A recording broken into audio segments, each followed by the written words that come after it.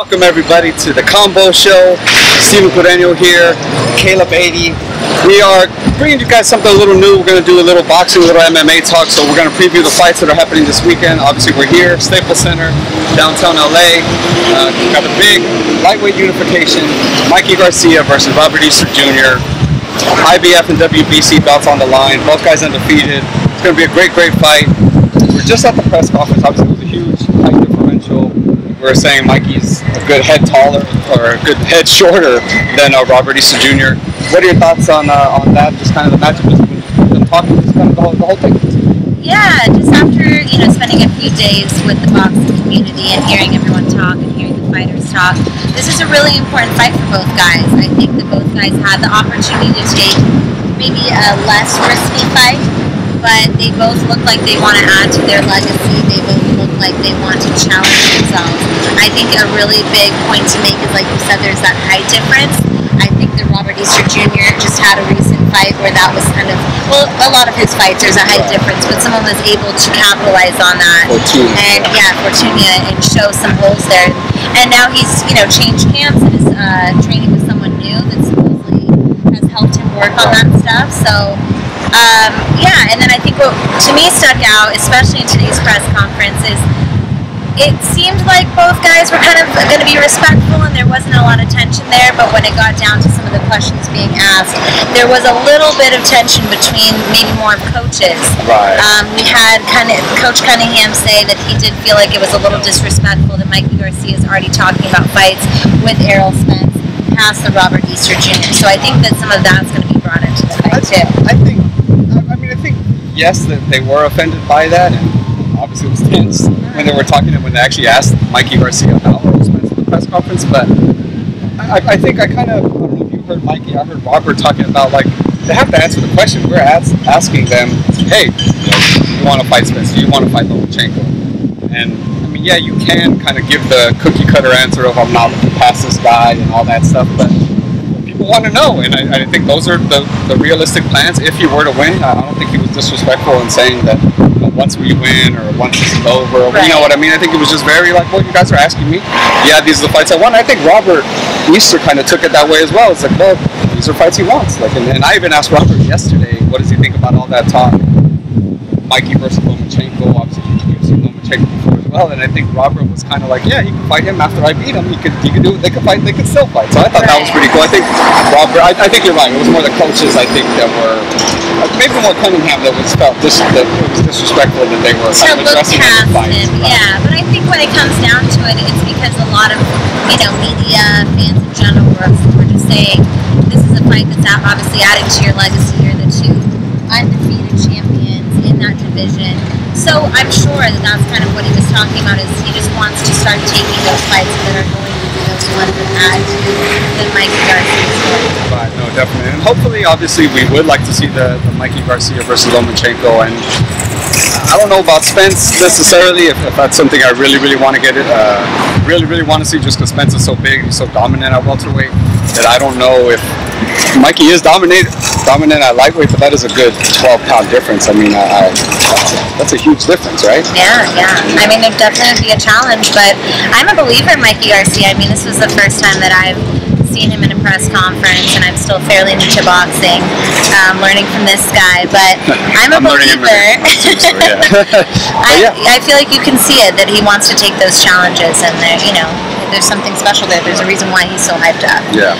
One thing too that I think was, there's a lot of great fights added to this card. They really wanted to stack it up for Staples Center over here, but especially talking about that fight, do you think, I noticed a few people were asking, do you think that Robert Easter learned from that last fight of not getting there and grinding, because someone has obviously shown, like, if you don't use that range, we can take advantage of that and almost beat you? Yeah, it's a good question. I mean, honestly, that was the last fight, so this would be the fight to see if he did. Like this fight would tell if he did learn from the Fortuna fight, because Fortuna was very rugged, was in his face, caught him a bunch, and I guess kind of a school of thought is Fortuna's short, it's kind of wild. Mikey's short as well, but he's possibly at least in the top 3-4 pound-for-pound best fighters in the world right now. So that's going to be interesting to see. I don't know if you heard this, but Robert Garcia told us something that I had never heard before. I didn't even know this, but apparently Mikey Garcia had never done sit-ups prior to this camp. He just ran a lot. Wow. Yeah, I mean, it was incredible for me to hear that. Okay. Yeah, but apparently he's never done sit-ups before. He started doing sit-ups this time around. I asked Robert, and I want to get your opinion on this. The school of thought, obviously, in just the fight game is the shorter fighter has to attack the taller fighter's body, especially when there's this much of a height differential, right? But we've asked Mikey about that. Mikey said he's not really a body puncher. But he'll take the opportunities when he can. So I went to Robert and I said, like, is that maybe why you're doing the sit-ups? You know what I mean? Because once you go after his body, he's going to want to go back after yours, and is that kind of the school? Do you feel that maybe that's why? I mean, because it was shocking to me. I never heard that he had never done sit-ups before. I mean, that's crazy, right? A fighter not doing sit-ups? Yeah. I mean, I feel like Robert Easter Jr. is really quick to flash those abs, so I'm really curious to see what they look like tomorrow with their shirts off, not in a creepy way, to see this new Mikey Garcia abs. Yeah. But that very well could be, a little, I guess, hint of what he gave you into their training camp. Okay, we also, on top of Easter and Garcia this Saturday, we also have UFC Fight Night with Alvarez versus Dustin Poirier. There's Aldo versus Jeremy Stevens, which is, I mean, honestly, the whole card is great. JJ versus Tisha Torres. All these fights I'm super looking forward to. I guess let's kind of quickly talk about JJ versus Tisha Torres. JJ's coming off 2 losses to the champion Rose. I felt like Rose was just a bad style matchup for her because JJ still seemed like she was the JJ. You know what I mean? It's just Rose just was a bad style matchup for her. Now Tisha Torres has kind of been on a little terror herself to get to the point she was looking like she was probably next after Rose had Rose not beat JJ. Yeah, for sure.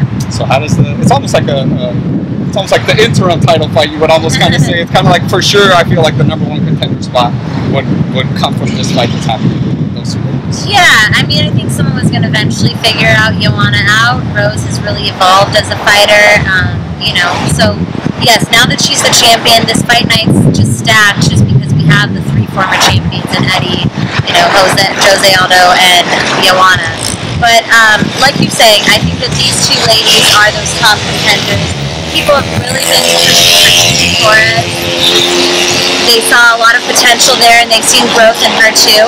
I think that this is really her big test. I feel like her last 2 fights, not that I didn't see that there is a reason why this girl should be hyped, but I think that she also showed some holes in her game. I don't know if she's necessarily ready for the channel. And I do feel like the UFC or fans or whatnot have tended to kind of push girls rather quickly just because the divisions aren't as stacked anyway. And I feel like she's someone that really, I want them to take time with her because I think that she, definitely is a top contender. So I think this is really her real test because we know Joanna is great everywhere. Like you said in that second fight, we really saw that it was a much closer, much more competitive fight. She had mentioned in the first one that she was had a weight cutting issue, so I like that she's back on track with that stuff too. And it's going to be competitive. She doesn't want to be phased out by these new girls. Yeah. So we're going to see a strong Joanna, but we're also going to see a Tisha that's hungry to go in there and get that title shot. Yeah, I definitely see Joanna on like a mission right now to get back. I don't think she's not of the school of thought that Rose's style is just about she feels she could beat Rose, and I think she's gonna, unfortunately, Tisha Torres is kind of in the way, I feel, of the train kind of getting back over there. But Tisha Torres is a beast too. She's been on, she's had some good fights. She beat Michelle Watterson. That was a close competitive fight, and then she ended up getting the victory in that fight. So that's gonna be a good one to get into the co-main event. Aldo versus Jeremy Stevens. It's another guy that's been on a tear. Jeremy Stevens, he's been wrecking guys. Aldo's, we had those 2 fights with Max.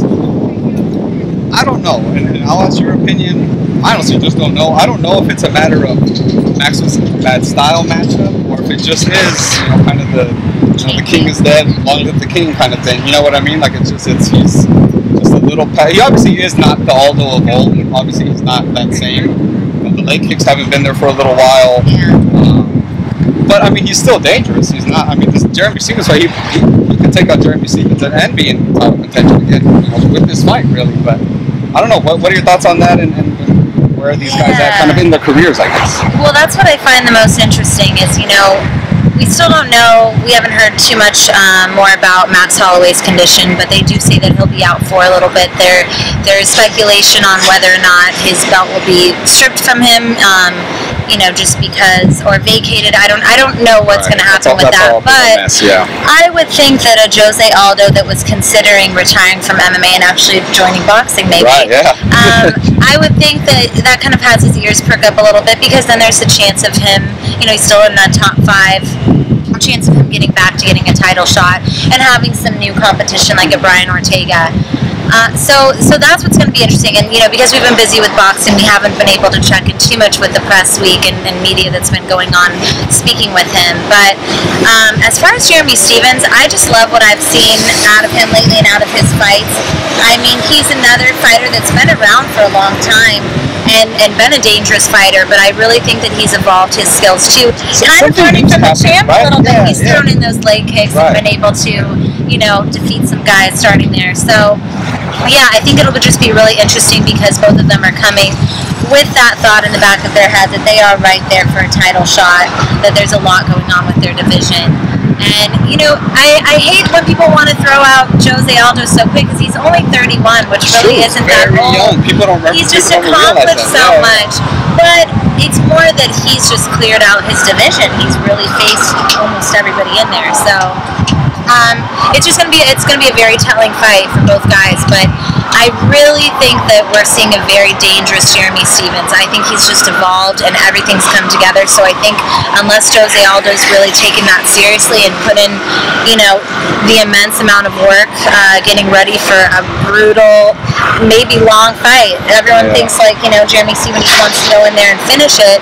I'm sure he will if he sees that opportunity, but there's also the chance that he just wants to break down the champ to make that statement. And he's on a run right now. I mean, he's like, cause I remember Jeremy Stephens maybe 3 years ago, and he was a solid guy. Obviously, he was a big puncher, but it wasn't like I don't know. Like I feel like maybe 3 years ago he wasn't like he's gonna get a title shot. So he was like it was kind of hit or miss there. He'd win some, lose some type of thing. Yeah.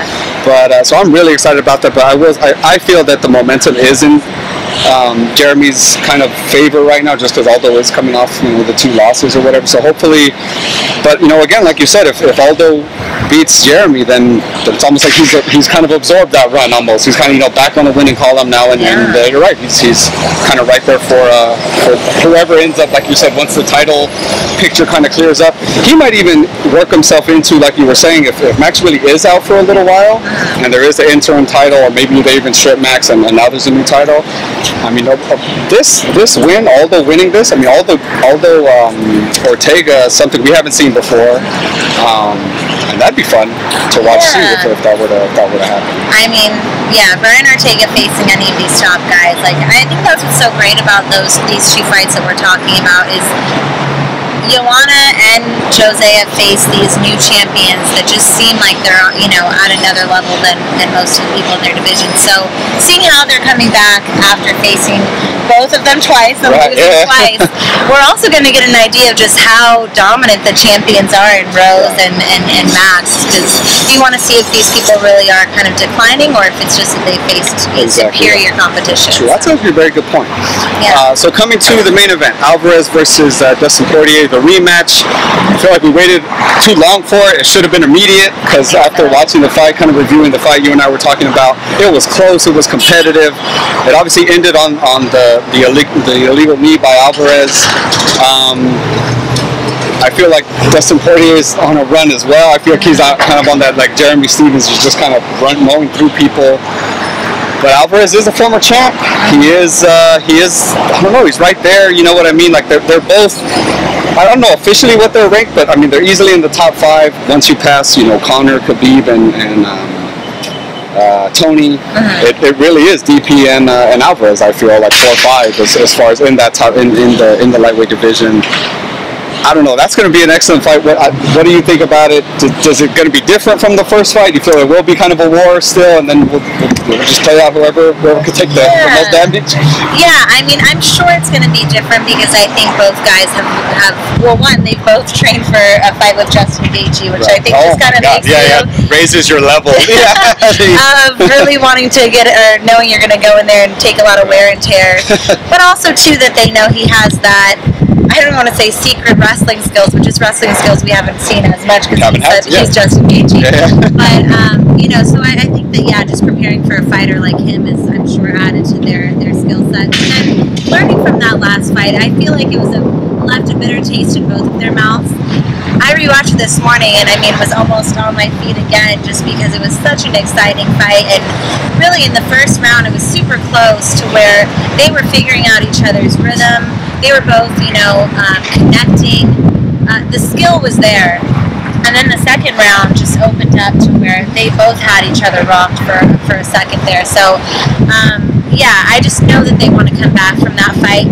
They both also have it in their head that if they win, they'll be next for that title. I feel so bad for Tony Ferguson, the politics. But I do believe, even though I also feel like this fight the rematch came a little later. I think that it was a little silly that we had to go through the tough show, and then Dustin Poirier still had to face Justin Gaethje after that. Whatever, we're here.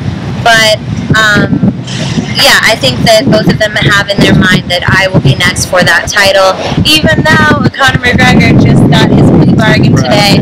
But they know at least in 2019 that, a title shot is in the near future. So, and what I love too is Dustin Poirier actually, his last two fights, one fight of the night against Anthony Pettis, which I loved that fight too, and then against Justin Gaethje. So one thing he's mentioned that I've caught online in media is that he knows that there's the Conor McGregor, there's the Tony Ferguson kind of looming above him. That title shots are kind of thrown out, like, you're definitely next. Things change. That he knows he needs to not only win, but win in a very exciting fight that everyone's going to talk about, so he's still relevant. So he's the name. So I love that. I love that we're going to get an exciting fight, and I think Eddie Alvarez is smart and knows that too. So. Two things about what you were mentioning. They both faced Gaethje. Me personally, I mean, they were both great fights. Gaethje versus Poirier, Gaethje versus Alvarez. But I did feel that Alvarez took more damage in the Gaethje fight. He said it himself. Who's the most violent? And he won. He was the most violent. But you go through the fire. You know what I mean? And I think he went through a little more of the fire than maybe Dustin did against Gaethje. And to your point that lightweight title picture is so. It's not foggy, it's just clogged up, I feel. Because, like you said, Conor just today isn't getting charged with anything. He'll be free to fight. So, obviously, with him and the whole Khabib thing, I feel like that's what we're probably looking at for Conor when he comes back. If not Nate Diaz, which is another name that, is not even, we haven't even mentioned yet. So, that's how clogged that division is. So, it really, as much as maybe people don't like to admit it, Conor's in the driver's seat, I feel. So if Conor wants to fight Diaz, then now Khabib is looking at whoever wins this fight on the weekend.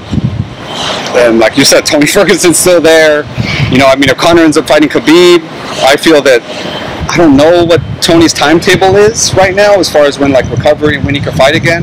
But I do see if Poirier wins, I can see him and Ferguson kind of fighting for that number one contender spot if it were to be, Conor and Nate Diaz. But I'm sorry, Conor and Khabib. But that's I don't know. There's going to be so many good fights. So we're really lucky that I personally feel the lightweight division in the UFC is the most stacked, the most competitive.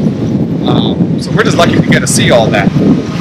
Now, who's the best fighter in the division it'll probably be cleared up in about 2 years, maybe. Once once all these guys kind of figure it out. But I'm super juiced about that fight. I feel, and again, I don't like to make predictions.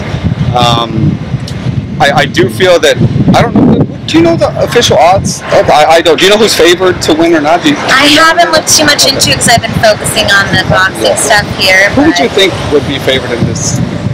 Just kind of in your mind. who is the favorite going into this fight?